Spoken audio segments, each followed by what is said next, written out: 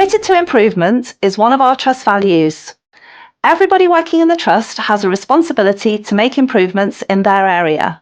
The trust actively encourages staff at all levels to make improvements, both from those staff that have worked in the trust for a while or new staff who bring a fresh pair of eyes into the way we work. The improvement team offers wraparound support to any staff who would like to make an improvement in their area. This video shows how a group of junior doctors and nurses identified an area for improvement and then made that improvement happen. One of my passions is in developing leadership potential in junior doctors. Junior doctors are key frontline healthcare staff. They are therefore in the best position to identify inefficiencies, gaps in care, and areas where quality improvement is needed. It is with this ethos that a group of junior doctors who have shown an interest in quality improvement and leadership were brought together.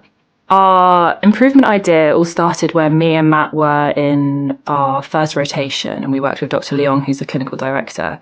And he and Matthew and I used to have cups of tea after ward round where we would discuss the different issues that we faced as junior doctors. So our improvement idea was essentially to create an out-of-hours task list. So what we were able to do was create a task group where we discussed with the F1s and other junior doctors at the time, were there any issues that they felt with the on-call system? Is there anything that they could improve?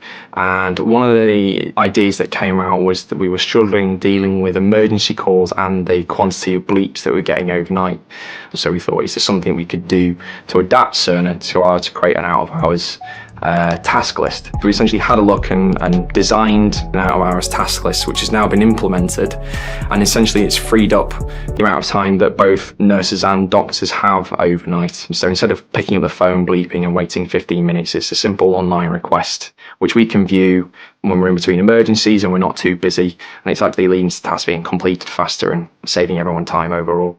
Being a junior doctor on call can be quite stressful sometimes, especially when you're fresh out of med school. You get constantly bleeped overnight, and it's just because you don't reply instantly, the nurses will keep contacting you about it. A lot of periods of time were spent having to bleep junior doctors for tasks to be completed, which ultimately means that we cannot complete other tasks in other areas with other patients. We thought that it might be helpful to be able to differentiate a bit more readily between tasks that were urgent and tasks that weren't, because the system that was in place beforehand was that you would just be sort of bleeped for anything. We got together with the improvement team and then liaised with the IT team, and they were able to put the software on Cerner. We've had meetings with the nursing staff and things to keep talking about various elements that we could improve upon, and then eventually have rolled it out. And so far it's been successful, I think. The new out-of-hours non-urgent task list has improved the quality of our on-calls. You can actually focus on the task at hand. It's easy to put the task on the Cerner so doctor can read the task and benefit for the patient and for giving us a time to complete our task in a proper way and take care of our patients.